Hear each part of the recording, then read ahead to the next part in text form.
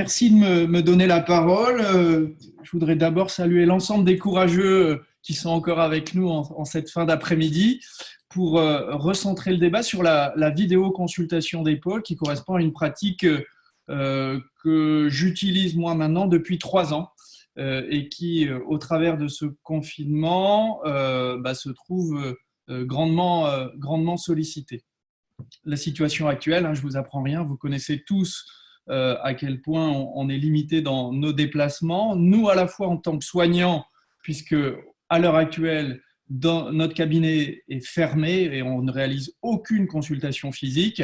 On a bien évidemment un accès restreint à l'imagerie puisque nos radiologues se sont également confinés et on ne réalise aucune activité chirurgicale en dehors de l'urgence pour les patients qu'on peut être malgré tout amené à voir, mais uniquement dans le cadre de l'urgence. Et puis, si on se place du côté des patients, vous savez comme moi que les anti-inflammatoires non stéroïdiens sont contre-indiqués aujourd'hui et que gérer une douleur chronique volontiers inflammatoire s'agissant de l'épaule, c'est compliqué dans la problématique actuelle, ce d'autant que leur activité physique et l'accès au cabinet de rééducation est également extrêmement restreint. De plus, dans cette démarche diagnostique, faute de pouvoir se rendre chez des radiologues, on peut être dans une situation d'errance. Et je crois que de ce point de vue-là, la vidéoconsultation peut apparaître tout à fait pertinente. En premier lieu, c'est d'abord utile pour les patients qu'on a opérés, parce qu'on peut les coacher dans le programme d'auto-rééducation qu'on leur a appris, soit avant la chirurgie, soit au moment de leur séjour à la clinique, soit en cabinet de rééducation post-opératoire. Et puis, la chirurgie de l'épaule peut être, dans un certain nombre de cas, douloureuse en post-opératoire. Il peut être utile d'accompagner les patients dans cette période assez délicate où ils peuvent se sentir abandonnés. Mais si ça peut paraître évident de continuer à suivre des patients qu'on a opérés et pouvoir les suivre en vidéoconsultation, je pense que ça peut être également utile de réaliser un filtre préopératoire au travers de la vidéoconsultation. On peut orienter les patients soit vers un collègue rhumatologue ou médecin rééducateur si sa pathologie ne relève pas d'une indication chirurgicale, en tout cas pas pour le moment. On peut réassurer les patients qui sont, on va dire, dans l'antichambre du bloc. Et moi, j'ai réalisé une dizaine de vidéoconsultations ce matin et j'ai vu 3 patients que je devais normalement opérer début avril. Ils ont été rassurés de savoir que leur rupture de coiffe, elle n'allait pas forcément se rétracter sur les 2 mois à venir. Et j'espère, de ce point de vue-là, les avoir satisfaits et pouvoir les opérer d'ici cet automne. Donc, l'idée de préparer les patients à une intervention éventuelle au travers de cette vidéoconsultation, c'est également quelque chose qui a, de mon point de vue, du sens. Voilà comment ça se passe en pratique. Ça, c'est une patiente infirmière que j'ai vue en vidéoconsultation ce matin. Elle a été ravie d'apprendre que sa pathologie ne relevait pas d'une indication chirurgicale. Et je me suis permis de lui donner des consignes d'auto-rééducation. Et je pense qu'elle pourra repartir bosser en étant soulagée. Et puis, elle n'a pas ce poids de la douleur chronique et de l'errance diagnostique. Et j'espère que ça pourra l'aider. Parce qu'en matière de chirurgie d'épaule, le prisme d'indication et de population qui peut être concernée par cette pathologie est assez vaste. C'est de 7 à 77 ans. Et puis, on peut balayer toutes les activités de la vie quotidienne. Mais au travers de cette vidéoconsultation, les principes de la décision médicale d'une consultation physique sont toujours aussi importants. C'est qu'on ne va rien décider sans le patient. Et tout ça, c'est basé sur un triptyque que vous connaissez tous. C'est d'abord les souhaits du patient. Ensuite, on confrontera cette demande à l'expérience du praticien et aux données de la science pour établir la décision à la carte, la plus adaptée pour le patient en fonction du moment auquel on se destine à le soigner. Mais si on doit raisonner de façon assez générale en matière de diagnostic de pathologie d'épaule, je crois qu'il n'y en a que 6 à retenir, ou à 95% des cas, ces 6 diagnostics constituent les causes essentielles en matière de consultation d'épaule, et on peut même les éclater en fonction de l'âge. Et s'il y a une slide à propos de laquelle vous pouvez réaliser une capture d'écran ce soir, c'est probablement celle-là, et je vous propose de la détailler. Quand quelqu'un consulte dans votre cabinet alors qu'il a une vingtaine d'années, jusqu'à preuve du contraire, il a une instabilité d'épaule. Et il faudra l'interroger, en tout cas se poser la question autour de cette instabilité et de l'indication thérapeutique. Si ce patient a une trentaine d'années, surtout s'il surfe, s'il fait de la muscu, s'il consulte pour une douleur chronique, jusqu'à preuve du contraire, ça sera une arthropathie acromioclaviculaire qui sera symptomatique. Quand on prend 10 ans, on commence à entrer dans l'ère du conflit et les quarantenaires sont ceux qui voient apparaître un certain nombre de douleurs chroniques en rapport notamment avec un conflit sous-acromien. Donc il faudra à la fois orienter l'interrogatoire et le bilan paraclinique en fonction de ça quand on en a bien sûr un à disposition. Chez la femme, plutôt autour de la cinquantaine, c'est l'apanage de la tendinopathie calcifiante. C'est une pathologie qui est extrêmement fréquente dans la population générale et qui peut aujourd'hui être à l'origine de motifs de consultation très urgents parce que quelqu'un qui est en train de résorber sa calcification peut déclencher des douleurs atroces et en temps normal finir aux urgences devant des douleurs qui sont très importantes. Donc moi, il m'arrive de recevoir en vidéoconsultation des patientes qui actuellement ne dorment plus, d'autant qu'elles n'ont plus accès à un traitement anti-inflammatoire. Donc il faut qu'on soit capable de les rassurer aussi dans cette période assez difficile. Si on prend une dizaine d'années de plus encore, on tombe dans le champ de la rupture de coiffe. Et aujourd'hui, en France, quelqu'un qui est opéré d'une rupture de coiffe a en moyenne 58 ans. Et puis, quand on dépasse la soixantaine, c'est volontiers le champ de l'omarthrose qui s'ouvre. Donc, on est plutôt dans cette démarche diagnostique. Je serai prêt à répondre à toutes vos questions si vous avez des éléments sur lesquels vous voulez qu'on discute plus particulièrement. Donc, quel bilan discuter ? On discutera toujours sur une radio. N'oubliez jamais que la radio simple, c'est déjà plus de 90% de l'ensemble des diagnostics.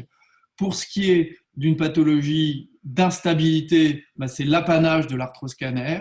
Pour ce qui est de la coiffe, on n'hésitera pas à demander une écho et une IRM le cas échéant. Il y a un angle qui est très important, c'est l'angle CSA qui permet finalement d'évaluer la longueur de l'acromion dans le plan frontal, j'insiste bien là-dessus, dans le plan frontal. Et on sait très bien que lorsque cet angle est supérieur à 35 degrés, c'est un facteur de risque de rupture transfixiante de coiffe. Et donc, c'est quelque chose que nous, chirurgiens, on regarde de façon très, très précise dans nos bilans. Donc, je vais vous parler de l'épaule chirurgicale et de la suture de coiffe en vous donnant quelques guidelines dont vous pourrez vous servir dans votre pratique quotidienne. D'abord, vous rappelez que l'incidence des ruptures de coiffe a explosé au cours de ces dernières années avec plus de 20% de croissance par an sur les 20 dernières années. Donc, c'est quelque chose qui est aujourd'hui réalisé en routine par l'ensemble des chirurgiens de l'épaule alors que c'était relativement confidentiel, ne serait-ce qu'à la fin des années 90.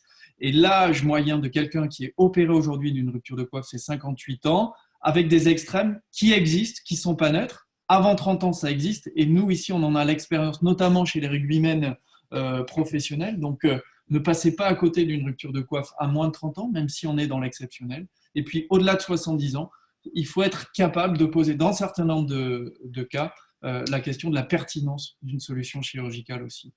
Gardez à l'esprit que le diagnostic positif est avant tout représenté par des épaules douloureuses, plus que déficitaires.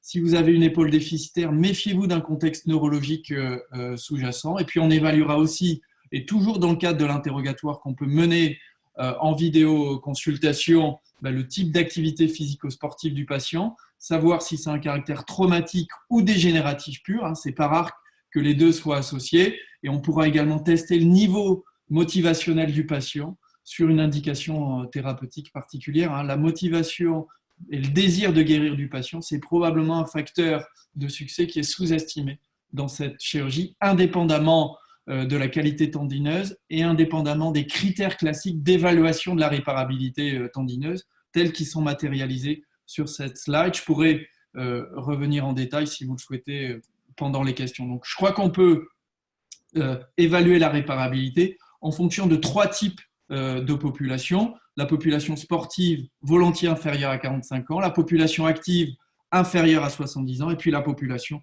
âgée de plus de 70 ans. Chez le sportif professionnel, méfiance. On sait globalement, au travers de la méta-analyse réalisée par Shanaz Klouch il y a 4 ans maintenant, que seulement un sportif professionnel sur 2 pourra revenir au niveau antérieur après cette chirurgie, même s'il y avait un certain nombre de biais d'hétérogénéité dans cette méta-analyse. Mais, donc, on ne peut pas vendre du rêve aux sportifs professionnels. Et ça, c'est un message important qu'il faut faire passer dans la population plus générale.